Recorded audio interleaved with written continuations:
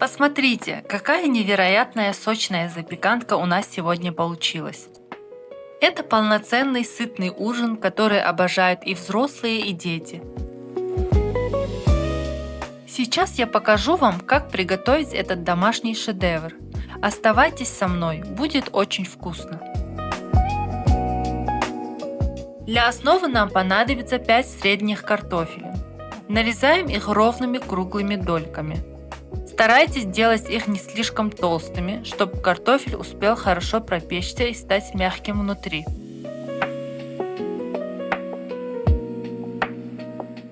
Берем подходящий стеклянный противень. Наливаем на дно немного растительного масла и тщательно распределяем его силиконовой щеткой.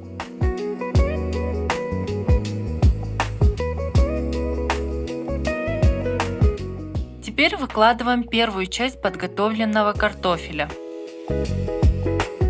Аккуратно распределяем дольки по всему дну противня нахлёст, создавая плотную и ровную подушку для нашего будущего фарша.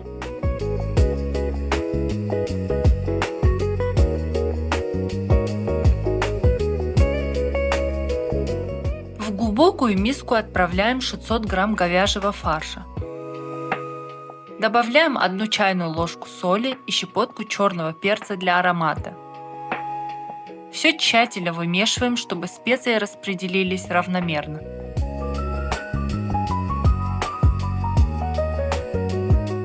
Переходим к самому важному этапу. Выкладываем весь фарш поверх картофельного слоя. Важно, чтобы слой мяса был одинаковой толщины по всей форме. Это залог того, что запеканка приготовится равномерно и будет выглядеть идеально при разрезе.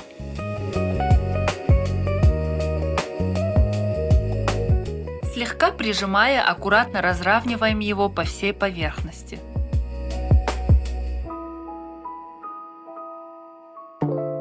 Одну крупную луковицу нарезаем кольцами.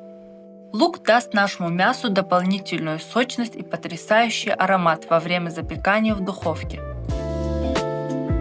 Берем наш противень и аккуратно раскладываем луковые кольца поверх мясного слоя. Распределяйте их так, чтобы они покрыли почти всю площадь фарша. Теперь закрываем наше мясо оставшимися дольками картофеля. Выкладываем их красиво в ряд.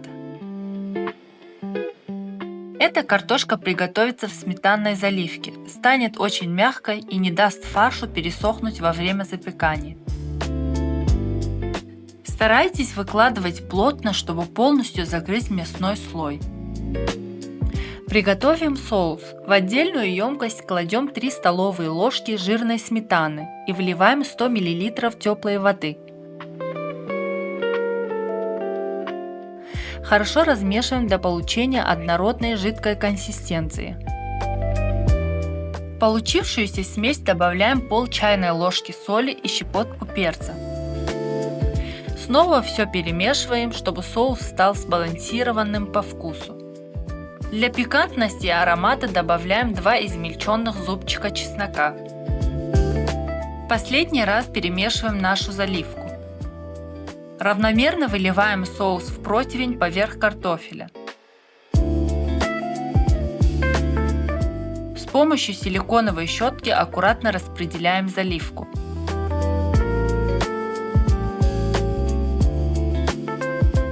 Плотно накрываем форму листом фольги. Это поможет картофелю и мясу томиться в собственном соку, оставаясь максимально сочными и мягкими внутри. Отправляем противень в разогретую до 200 градусов духовку на 40 минут. Пока запеканка в духовке, натрем 200 грамм твердого сыра на крупной терке. Хочу отметить, что за 10 минут до готовности я сняла фольгу, чтобы лишний сок испарился. Далее нарезала помидор кольцами.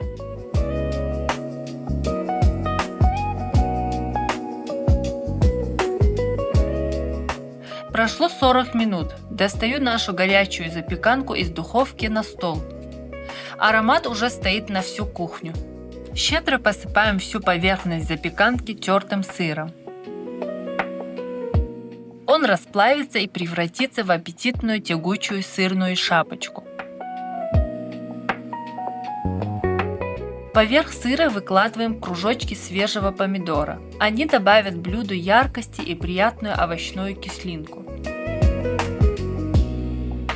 Снова отправляем в духовку еще на 15 минут. Наша запеканка полностью готова. Достаем ее из духовки. Посмотрите, как аппетитно она выглядит. Последний штрих. Посыпаем горячее блюдо мелко нарезанным свежим укропом. Зелень придаст свежести и летнего настроения. Теперь разрезаем нашу сочную красавицу на аккуратные порционные квадратики. Посмотрите, какая получилась сочная начинка. Это идеальный ужин для всей семьи. Приятного аппетита всем, кто готовит вместе с каналом «Вкусно дома».